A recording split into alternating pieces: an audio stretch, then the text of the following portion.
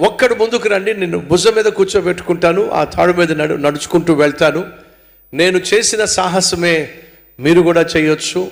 ఆ సాహసంలో ఉన్నటువంటి ఆనందాన్ని మీరు అనుభవించవచ్చు. ఎవరైనా వస్తారా అని చెప్పండి, ఒక్కడు రాలా. మరి మీరు నమ్మారు కదా, నమ్మితే మరి రావచ్చు కదా. వాళ్ళు నమ్మారు, కానీ ఆ నమ్మకం కేవలం మాటల్లో మాత్రమే, చేతల్లో మాత్రం కానీ కాదు. ఈరోజు క్రైస్తవుల్లో చాలామంది అలాంటి వాళ్ళు ఉన్నారు.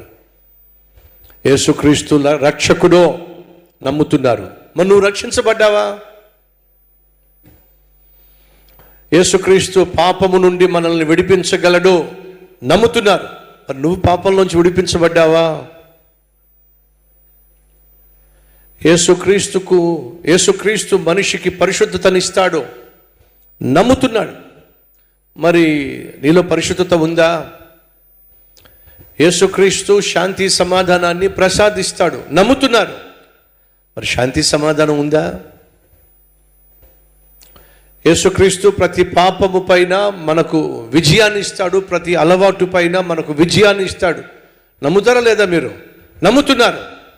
మరి ప్రతి పాపము పైన, ప్రతి అలవాటు పైన మనకు విజయం ఉందా? లేదు. మరి నమ్మితే మన జీవితంలో క్రియల్లో కనిపించాలిగా.